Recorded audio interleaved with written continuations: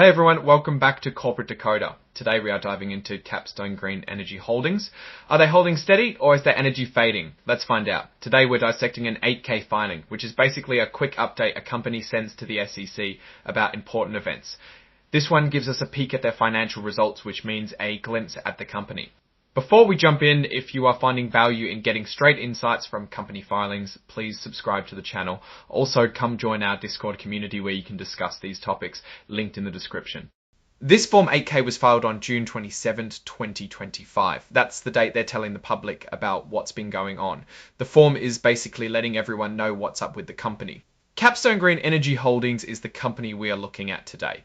They're officially registered in Delaware. If you want to know the specific address, it's in the file. There are some checkboxes here about whether this filing is also covering other legal requirements, but those are not important for us today. What matters is what they are reporting. Their stock is traded under the ticker symbol CJ, but it's on the OTC Pink market, which is not one of the major exchanges, but rather a place for smaller companies. Here's the core of why they filed this form. They're releasing their financial results for the past year and particularly for the last quarter, which ended in March. A copy of the press release about these results is attached as an exhibit. This is where we get the details.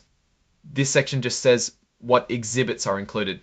In this case, it is the press release with the financial information. Now let's dive into exhibit 99.1 and see the press release itself. Okay, reading the press release from June 27th, 2025. It is all about Capstone Green Energy's financial numbers for the fourth quarter and the whole fiscal year of 2025. The release starts with a quote from someone high up in the company, probably the CEO. They're saying that 2025 was a turning point for Capstone Green Energy. Let's see why they think that. They are talking about what they achieved. They signed over $10 million in new energy savings contracts. Also, they restructured debt to reduce its impact and save money on interest payments. And they improved their gross profit margins. They are patting themselves on the back, which is common. There's a note about a conference call for investors to discuss these results. If you're really interested, you could probably find a recording somewhere. But let's look at the hard numbers because it's where things become clear. Now let's dive into and dissect their financial numbers. Okay, here we go. First, their total revenue for the fiscal year 2025 was $64.27 million in fiscal year 2024. So they made about $2.4 million more than last year. A small increase. Next up, gross profit. They are reporting a gross profit of $16.9 million for 2025. That's a step up from $13.2 million the previous year. So they're making more money after subtracting the direct cost of making their products or services.